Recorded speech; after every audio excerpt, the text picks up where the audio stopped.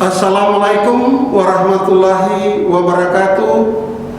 Selamat siang dan salam sejahtera untuk kita semua.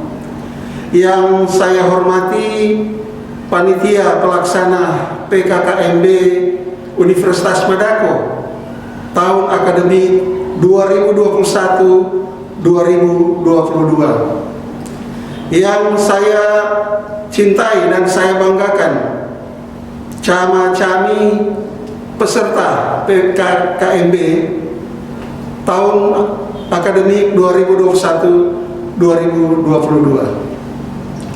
Pertama-tama patutlah kita panjatkan puji dan syukur kehadirat Allah Subhanahu wa taala, Tuhan yang Maha Esa. Karena kuasa dan karunia-Nya kita semua dalam keadaan sehat walafiat dan boleh mengikuti kegiatan PKKMB ini. Semua ini bisa terjadi hanya karena kuasa dan karunia daripada Allah, Tuhan yang Maha Esa. He is the Almighty God.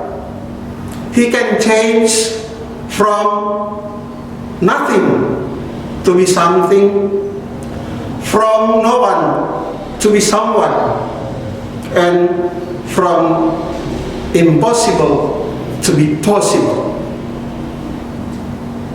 Oleh karena itu, melalui kesempatan yang berbahagia ini, saya selaku Dekan FKIP Universitas Madako bersama jajaran pimpinan universitas dan program studi, wakil dekan, para ketua dan sekretaris program studi, para dosen, dan para tenaga kependidikan di lingkungan FKIP Universitas Madako menyampaikan welcome to Madako University. Selamat datang saudara-saudari Cama-cami di kampus Universitas Madako. Anda bergabung dengan keluarga besar FKIP Universitas Madako dalam rangka pencerdasan dan pencerahan anak bangsa.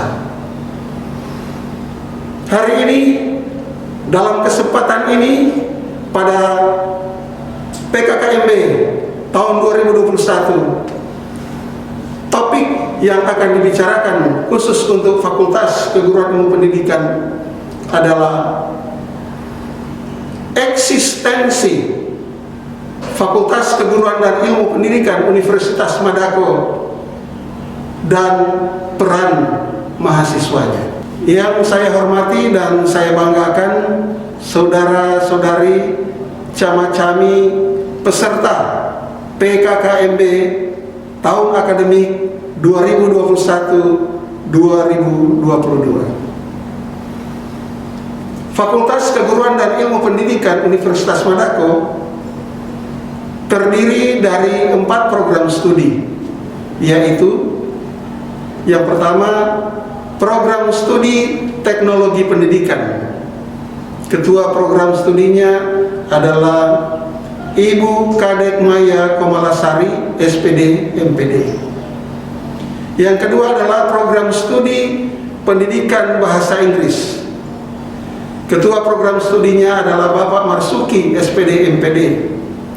Yang ketiga adalah program studi pendidikan bahasa Indonesia. Ketua program studinya adalah Bapak Agung Renaldi, SPD MPD. Dan yang keempat adalah program studi pendidikan guru sekolah dasar atau PGSD. Ketua program studinya adalah Bapak Muhammad Rudini, SPD MPD. Jumlah tenaga dosen khusus untuk FKIP berjumlah 35 dosen.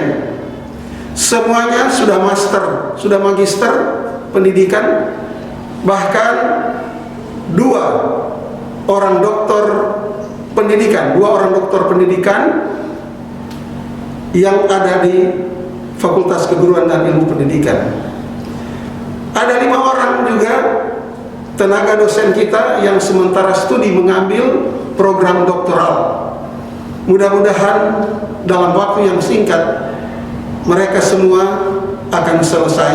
Kita doakan semua agar mereka bisa kembali ke kampus Universitas Madako, khususnya di Fakultas Keguruan dan Ilmu Pendidikan, sehingga ke depan dalam waktu tidak terlalu lama jumlah tenaga doktor bidang pendidikan di FKIP akan berjumlah 7 orang. Ya, kita beri applause untuk mereka yang sementara studi. Mudah-mudahan mereka cepat selesai.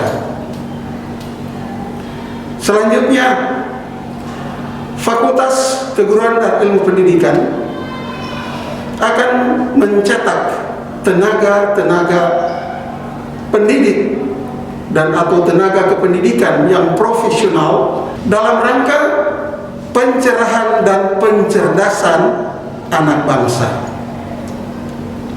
Fakultas Keguruan dan Ilmu Pendidikan adalah lembaga yang strategis untuk mewujudkan tujuan pendidikan nasional. Menurut Undang-Undang Nomor 20 Tahun 2003 tentang Sistem Pendidikan Nasional, Pasal 3 menyebutkan bahwa pendidikan nasional bertujuan untuk berkembangnya potensi peserta didik agar menjadi manusia yang beriman dan bertakwa kepada Tuhan Yang Maha Esa, berakhlak mulia, sehat, berilmu, cakap, kreatif, mandiri, dan menjadi warga negara yang demokratis serta bertanggung jawab.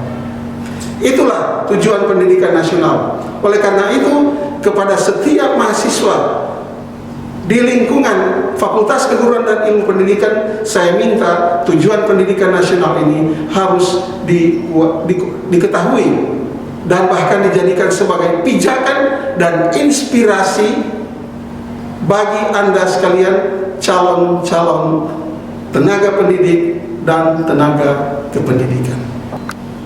Karena itu, dalam konteks pendidikan, Fakultas Keguruan dan Ilmu Pendidikan merupakan pilar utama dan terutama dalam rangka memanusiakan manusia lewat pendidikan. Education aims to change young people to become Homo that's human.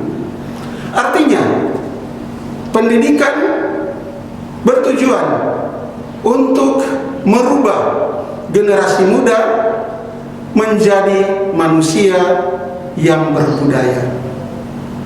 Manusia yang berbudaya artinya manusia yang memiliki mind yang baik dan heart yang baik. Jadi pikiran dan hatinya baik. Menurut seorang filosofer yang bernama Aristoteles, dia berkata, educating the mind without educating the heart is no education at all. Mendidik pikiran tanpa mendidik hati sama sekali bukanlah pendidikan. Karena sejatinya proses pendidikan itu adalah proses perpaduan antara pikiran dan hati. Cama-cami peserta PKKMB yang saya cintai dan saya banggakan. Selanjutnya, bagaimana peran mahasiswa sebagai the agent of social change, sebagai agen perubahan sosial? Kita harus sebagai mahasiswa memang harus mempersiapkan diri dengan sebaik-baiknya. Karena itu, sebagai mahasiswa, saudara-saudari datang di kampus bukan hanya sekedar datang, duduk, dan mendengarkan penjelasan dosen, tetapi terutama tugas Anda sebagai mahasiswa Anda datang di kampus, aktif berpikir dan berbuat. Oleh karena itu, kepada saudara-saudara cama-cami yang akan menjadi mahasiswa di FKIP Universitas Madako, ada 3 aspek penting yang Anda harus lakukan selama Anda menjadi mahasiswa di kampus Universitas Madako ini, khususnya di Fakultas Keguruan dan Ilmu Pendidikan. Yang pertama adalah eksplorasi. Yang kedua adalah elaborasi. Yang ketiga adalah konfirmasi. Eksplorasi artinya penjelajahan atau penyelidikan. Maksudnya di sini, mahasiswa selama mengikuti perkuliahan, mendapat tugas dari dosen, Anda harus menelaah dan mencari temukan konsep ilmu melalui membaca pemahaman, reading comprehension. Yang kedua adalah elaborasi. Elaborasi artinya penggarapan secara tekun dan cermat.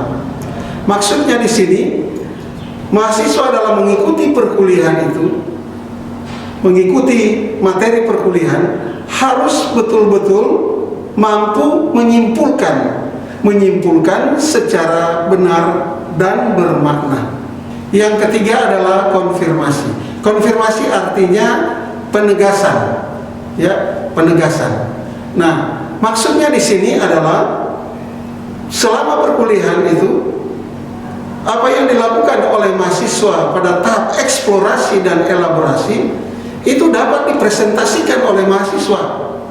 Artinya tugas yang diberikan oleh dosen, saudara-saudara mahasiswa itu harus mampu mempresentasikan di depan dosen ataupun di depan teman-teman dalam bentuk diskusi kelompok. Dan Anda harus mampu mempertahankan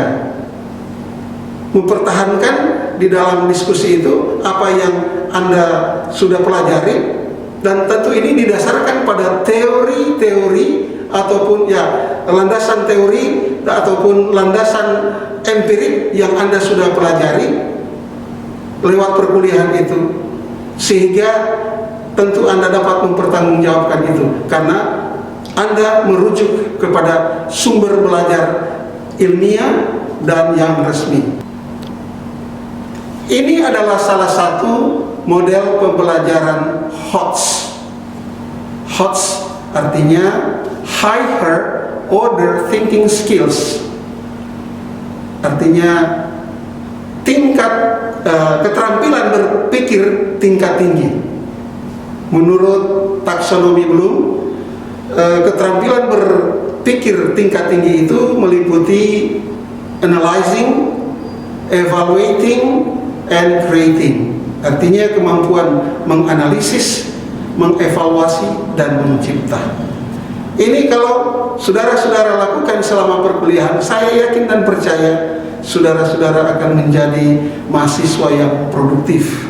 Ya, kelak kemudian Anda menjadi tenaga-tenaga pendidik ataupun tenaga kependidikan yang profesional. Di akhir materi saya ingin menyampaikan tentang proses pembelajaran di masa pandemi COVID-19 ini.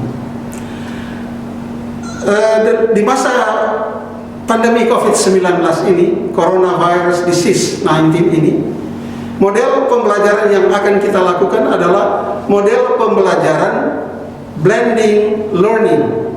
Ada juga yang menyebutkannya dengan hybrid learning, yaitu perpaduan antara pembelajaran online dan offline.